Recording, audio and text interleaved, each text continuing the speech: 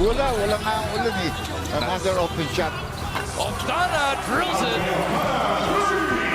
Ngayon, pag mainit siya, mahirap na ito yan. Lalo na with their kind of play where they put a lot of top speed. Next, wala nang ma-arithmetic. Hindi na natin kailangan mag-mat. Bababa na sila sa second ball. Ooh.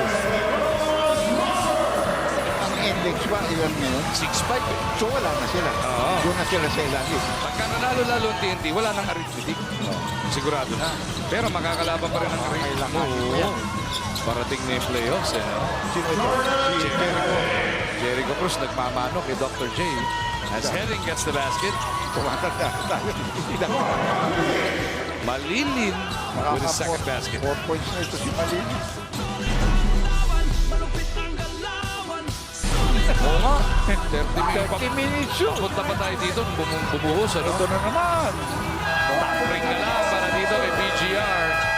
Now TNT is incomplete. Beautiful rhythm. Mapapahilig tuloy na timeout si Coach Jack Carriazo.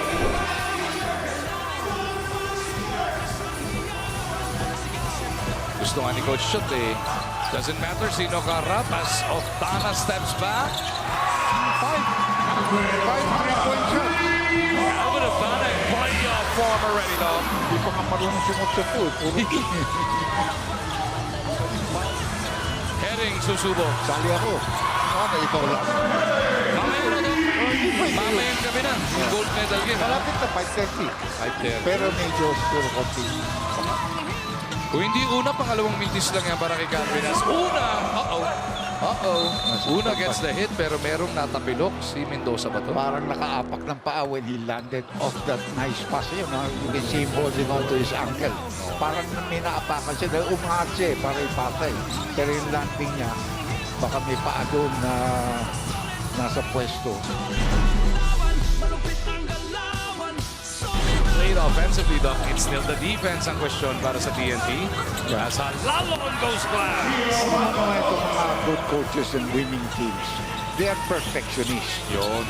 Pag hindi ka mananalo. Pag Friday. Baka mauna pa niya mabasag yung 17 niya eh. Ayun, si Oftana umabol na, 23 na.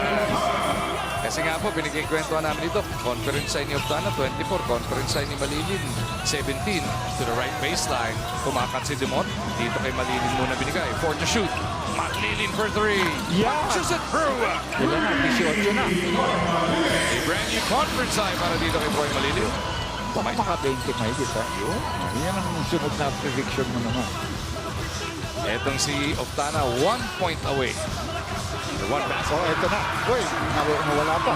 Galinato throws it down. Humabol pa si Una. Nakastos dyan tuloy siya.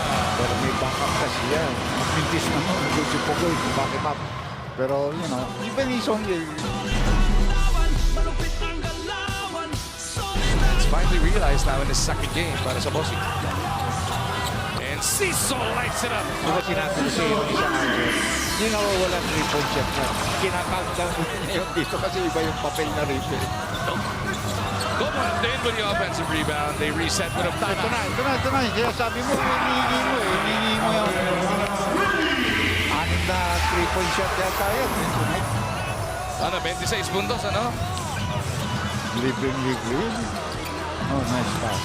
Nice layup. Oh, may foul pa. And one opportunity para dito kay Ichi. 16 na lang. 3 minutes and pa lang. Altamirano. Mabasa 8 dapat yun, Dok. Oh, that's a killer. That's a 7-point swing. The triple in Ciso, his second of the game. Balik sa 15 kung under 2 minutes na.